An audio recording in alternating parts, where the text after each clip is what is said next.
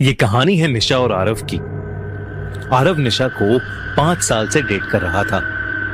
निशा एक राइटर थी और उसे पुराने खंडरों में जाना, रोंगटे खड़े कर देने वाली कहानियां सुनना और रहस्यमयी जगहों में बहुत दिलचस्पी थी।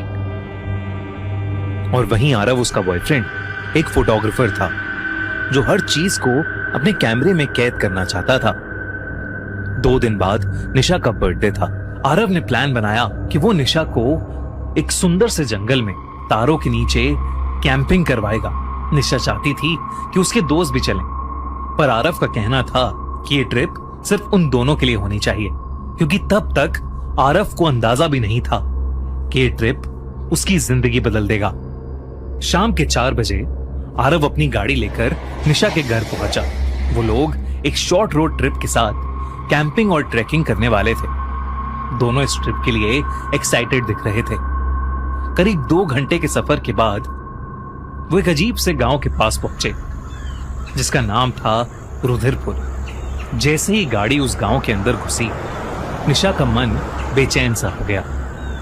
शाम के सिर्फ 6 बज रहे थे, पर ऐसा लग रहा था कि मानो गांव में कोई रहता ही नहीं है। शाम भी कुछ ही पलों में ढल गई और उस पूरे गांव में अंधेरा छा गया।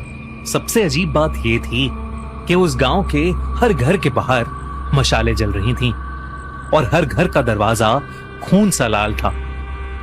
दरवाजों पर काले रंग से कुछ अजीब से मंत्र लिखे हुए थे। निशा का दिल बैठने लगा और अचानक आरव ने जोर से ब्रेक मारा। क्या हुआ आरव, गाड़ी क्यों रोकी?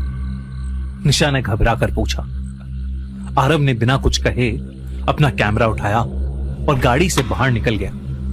वो बाहर के घरों की तस्वीरें ले ही रहा था कि उसके कैमरे के सामने एक बौखलाई हुई हालत में बूढ़ी औरत आई जो लाल जोड़े में थी। उसने आरव से कहा, बंगले से बारात निकलने वाली है, जल्दी से छुप जाओ। आरव उसे देखकर डर गया। वो कुछ पूछ पाता इससे पहले ही वो बूढ़ी औरत मानो हवा में कहीं गायब हो गई।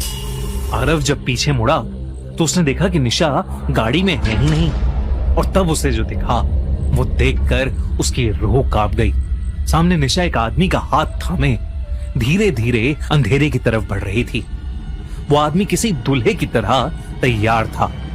उसका चेहरा सेहरे से ढका हुआ था और हाथ से खून टपक रहा था, और उसके आसपास दुल्हन के जोड़े में कई सारी औरतें कुछ मंत्र पढ़ रही थीं।